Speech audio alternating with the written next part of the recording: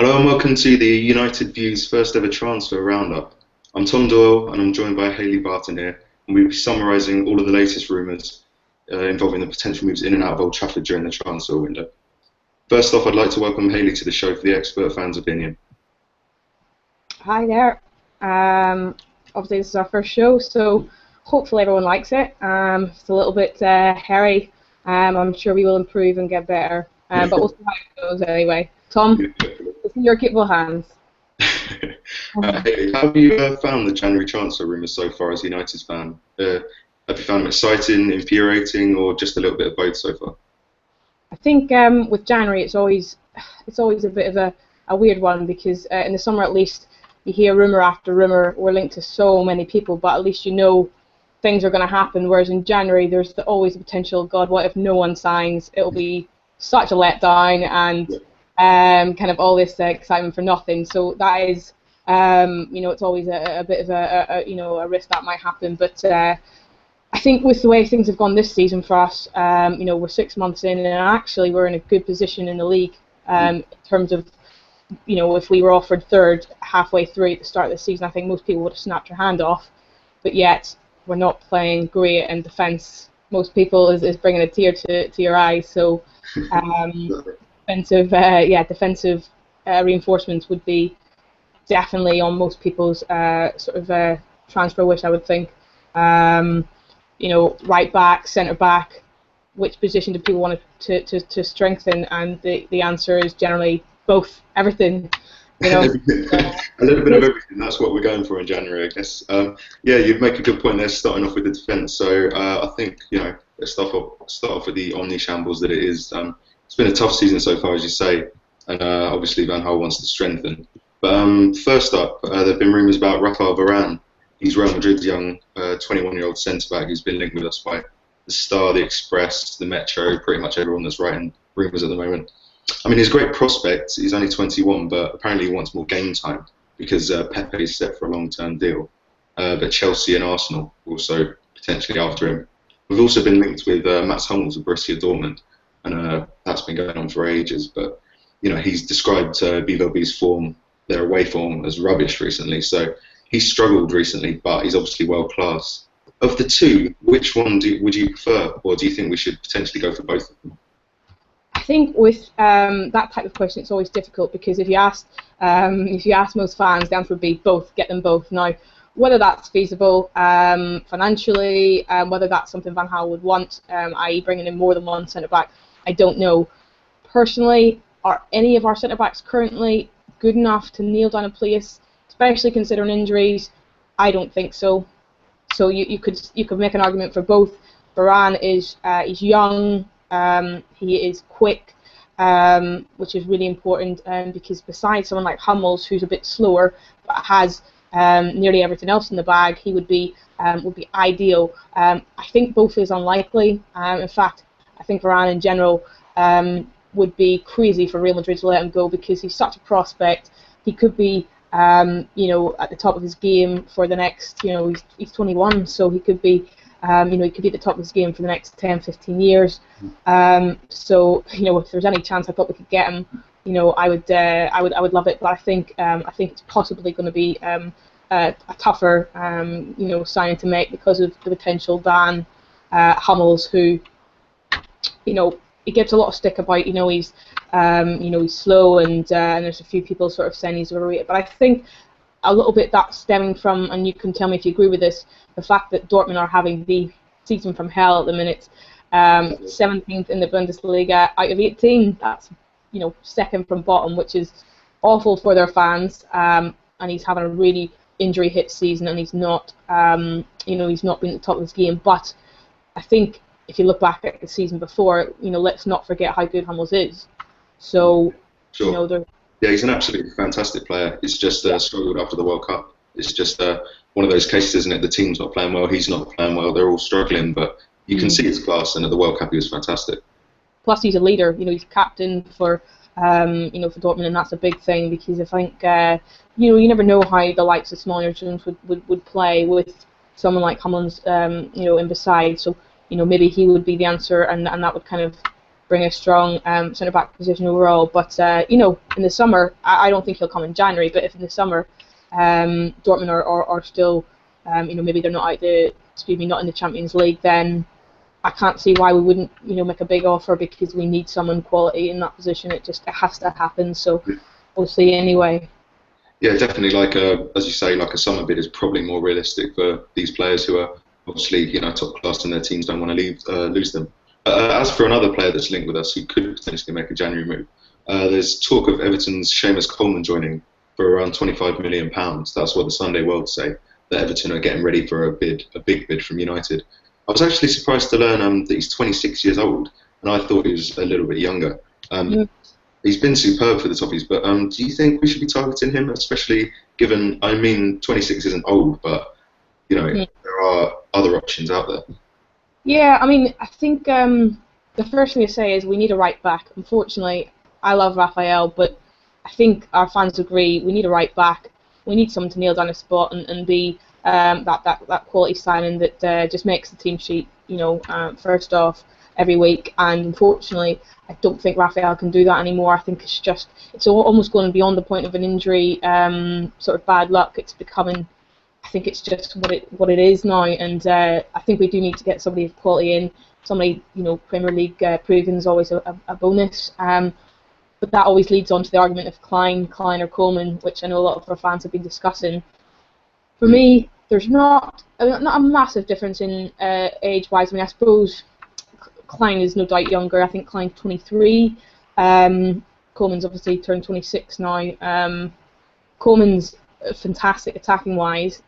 Has, you know, been prone to the odd mistake, but there's not a lot of fullbacks who are you know, infallible or perfect out there. So I would definitely take Coleman at the moment. I don't think, you know, by all means, I don't think it's a stopgap. I think he's having a bad season compared to last season, but you have to look at, you know, a lot of our top class players last season under Moyes, which was just a bad season. Dortmund, we talked about them. You know, sometimes if you know, like Everton are really just as a team not performing well, then sometimes a quality player can just have an off season. So I would be definitely interested in looking at Coleman. 25 million. What do you think? It's getting you know, sort of pushing it a bit, but obviously we've heard about Bunny and 30 million. That's, you know, in my head that's crazy money. So yeah, exactly. Yeah, God knows. Yeah. Yeah, that's the problem at the moment, isn't it? I mean, there aren't necessarily that many top-class defenders anywhere along the backline available for, you know, under 25 million. It's just the problem. Clubs are having to shell out, say, like the 50 million for David Luiz. They just have to pay it because there aren't that many good defenders around. Yeah, I 100% agree. Actually, there was a really interesting article recently, and right now I can't remember who by, but it was basically, you know, sort of summarising the fact that across Europe at the minute there's a real lack of, you know, quality defenders, in particular centre backs, and you know, people are having to just pay absolute top dollar for you know, for the best players, and even the likes of Mangala, who's gone to City for I believe it's ended up being 42 million, and at the minute he looks a bit like a dog's dinner. So you know, that's a risk you take. We'll see how that works out. But I'm of the opinion when we're in our position that we are, as in we don't have any defenders in the centre back position that look world class. We need to just pay up. No. And as you say, like, because we've got the money, we might as well have it on the pitch rather than in the bank or paying the debt. So exactly. And so just moving on to midfield now as well. That's another potential problem area, just given the sheer amount of injuries we've had. One of the players that's been linked with us recently is İlkay Gündoğan. He plays for Borussia Dortmund. He's a 24-year-old midfielder, and the Daily Express linked us with a £16 million bid for him. Today, there have been reports in German magazine Kicker that BVB have issued him an ultimatum to either sign a new deal or they'll ship him out this summer because his contract runs out in 2016 and they don't want another Robert Lewandowski problem, you know, losing him for free to another top club. He's a great talent. He's a good passer for the ball. He's got a brilliant shot and he's got a lot of potential, but he missed around 14 months with injury. Do you think, you know, he's worth a punt at that type of fee, or should we be sticking away from injury-prone midfielders? I think it's you know, he's another really interesting case because if you look at his previous form before he was injured, our fans would have cut their arm off for him. He was absolutely quality for Dortmund. Been out for a long, long time. And at the minute, he's starting to find a bit of form, but he's not had an awful lot of games. Obviously, the Daily Express or whatever it was, Daily Anything's usually not worth the paper it's written on. But it's not a completely ridiculous theory, because at the end of the day, if he's not going to sign a contract by the summer, are they going to let him go for free, like they did with Lewandowski? So I think, potentially he could be available, but there's other midfielders I would rather get more at this stage, unless his form is improved, in the next sort of 4 or 5 months before the end of the season, unless he certainly starts having like a stormer. I would think hold off and see what happens on him, because there are other players available, in my opinion. Which type of players do you think we should be targeting instead in January, or potentially the summer then? Well, the thing, January is, is there anybody that I would want that the team's going to let them go? I don't think so, because Strootman is, Christ, if you just search the word on Twitter, the amount of United fans and comments, and everyone thought when Roma went out the Champions League, it's basically a done deal, which of course that's not true, but it's just the hype that transfers get, and he has looked for a while like he might be coming, and I think as time goes on, it's looking more likely that if we are going to get him, it'll be the summer instead of January. And I do really rate Strootman. I mean, he's had a hard time, a game of injury, but I don't know how much you watched of him before his injury. He's he's not afraid of a tackle. He's strong and physical, and that's the type of player we need.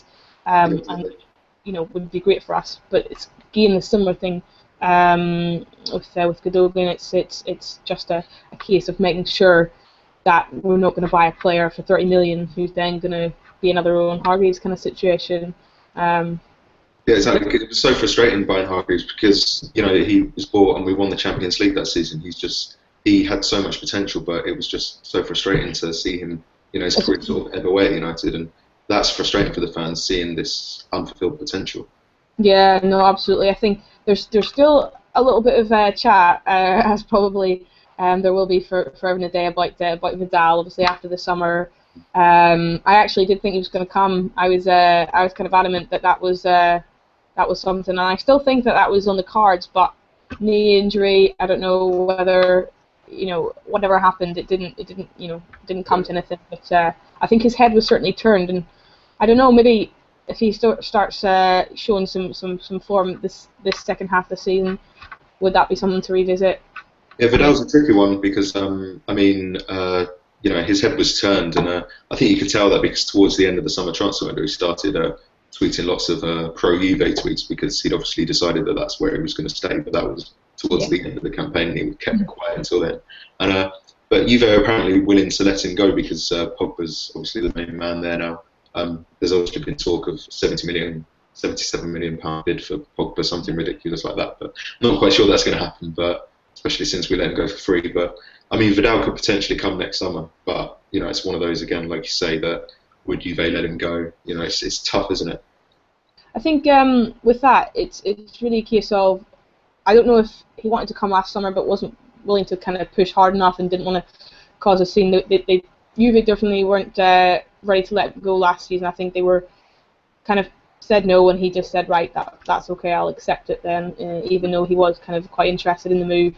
Next summer, with the way their team's looking at the minute, they are looking very strong, and it may be a case where they'll cash in and think, he's getting on. I mean, he's not he's not old, but he's certainly not young compared to. I mean, Strootman's 24, and so is Gundogan's 24 as well. So he's a bit older, 27 now. But I still think, if you could get him for sensible money, then it'd be worth taking. But it's definitely not one to sweat about forever and a day, because last summer was not enjoyable. It's difficult, isn't it? Because as you say, for sensible money, it'd be good. But United proved last season that we've kind of thrown sensible out the window. So yeah. But just moving on to, say, speaking of sensible options, non-sensible options, Moving on to the strikers, obviously we're well stocked up front. That's one of the few areas I think where most United fans would agree we've got, plenty of talent. But reports have suggested recently that Juventus are keen on signing Radamel Falcao because the Bianconeri believe that United won't actually make Falcao's deal permanent in April. I mean, they say that reports say from the Express say that Falcao's already been effectively binned by United. And meanwhile, the Daily Telegraph says that we're going to sell Javier Hernandez regardless of what happens to Falcao. So even if we lose Falcao, then Hernandez is out the door anyway. So I mean, we're well stocked at the moment. But do you think either striker has a future at United? Do you think it's wise to potentially let either of them or both of them go, given that Rooney's shifted into a deeper role and Van Persie's now 31 years old?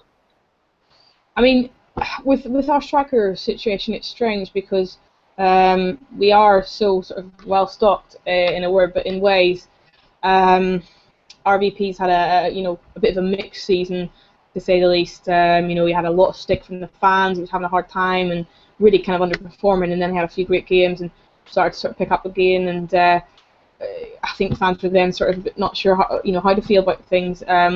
Falcao's obviously been out for a lot of the season. Again, he's been getting quite a bit of stick about obviously his loan fee and and the hype. Obviously didn't have enough games for quite some time. He started finally getting games, and to be fair to him, he's got a couple of goals and some assists, and I think he's looked good for the majority. I mean, obviously he's been out for some time, so not of the quality that he was before his injury, but I think that'll take time. But yeah, and Rooney's drifted into sort of a deeper position, and Wilson's he's a strange one again. He's just not living up to the expectations we'd hoped for him. He's had a couple of starts, and one of them was at Stoke, so that's a bit of a sort of physical game. It's hard for him to make his mark, and the other one was Liverpool, so that's kind of thrown into such a huge match for him. But no striker is gunning on all cylinders and playing fantastic, no doubt. So that is going to be something to look at in the summer, and I don't know what's going to happen. But in my mind, I personally think Falcao will stay for. First reason is the Man United Twitter and all our kind of advertising and press seems to just love talking about him, and they're playing that up in a way that makes me think, nah, he's selling too many shirts. He's not gonna go anywhere. And secondly, who are we gonna let him go to? Are we gonna let him go to City, Chelsea? Are we gonna let him go to Real Madrid? Whenever Ed Woodward had said, I don't want any of the big players, the big names going to Spain. Juventus surely can't afford him. And I mean, you've seen Chelsea do it over the years, like you say, buying people to keep them away from other clubs. They've done it with, I mean, when they got their money first, they did it with so many players that were coming to United. I think we were going for Duff, Robin, Essien, Obi Mikel. There's just so many players over the years. Even Mo Salah, who went there instead of Liverpool. They've signed so many players just to effectively keep them out of other teams' clutches, and it's worked for them. So, do you think we'll potentially sign Falcao to sort of keep him away from City and Chelsea then? I think that.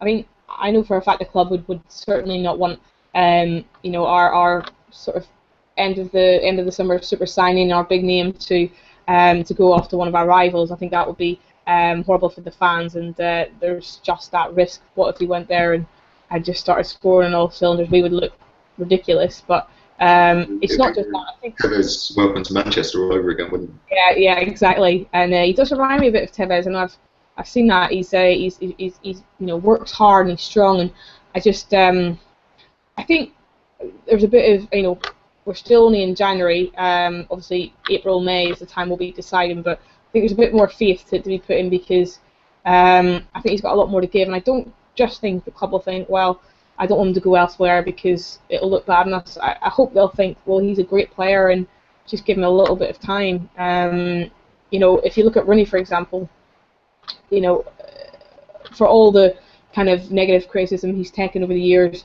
look at the way he's performed this season last. He's a world-class player, but he does go through these little dip patches where he just sort of goes off the boil, and you wouldn't get rid of your best player every time. He had a couple of weeks or even months, off the boil essentially. So I think we should see what happens in April, but potentially I think he'll stay.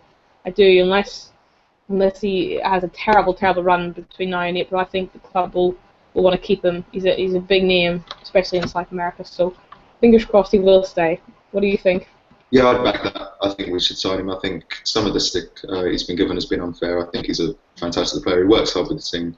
So, I think, and to be honest, 43 million, it's not that much in terms of like the world-class players anymore. It's quite cheap, considering Suarez isn't scoring. So, there's not that many top-class strikers around at the moment available for any less. So, yeah, I think that's the end of the transfer roundup for the United View. That's our first one. So, let us know on at the United View on Twitter what you think of that. Big thanks to Hayley for all her views today. That was fantastic. Where can people find you tweeting, Hayley? At heels_101, and my blog is Girl in Red Blog on Twitter as well. So hopefully people will find us mildly interesting when they go on. Anyway, we'll see. All right. Well, okay. I've been Tom Doyle. You can find me at Tom J Doyle. That's all from us this week, but we'll be back. We'll both be back next week with more transfer rumours. Hopefully, some signings to talk about as well. See you soon. Bye bye.